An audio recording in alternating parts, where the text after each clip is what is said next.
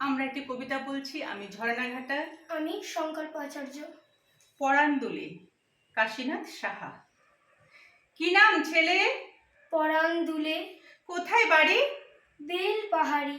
কি আছে সেথা? দারিদ্রতা। আর কিছু নাই? খিদের বালায় পড়াশোনা কেউ করি না। স্কুল আছে? নয়তো কাছে। কত দূরে? তেপান্তরে। মাস্টার কটা? মোটে একটা। স্কুল চলে? গোলেমালে। বাবা আছেন? স্বর্গে গেছেন। মা কোথায়? রোগ শয্যায়। সংসার চলে? ভিক্ষা পেলে। থাকিস কোথায়? গাছের তলায়। ঝড় বাদলে? ভিজি জলে। ডাক্তারখানা? একটাও না।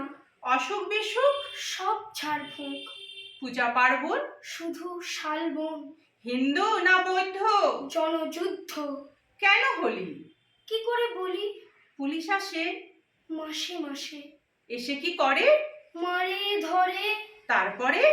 জেলেও পুরে। কি পাস জেলে? খাবার মেলে। এখানে কি খাস? শুধুই উপাস। ভাতের গন্ধ? 6 মাস বন্ধ।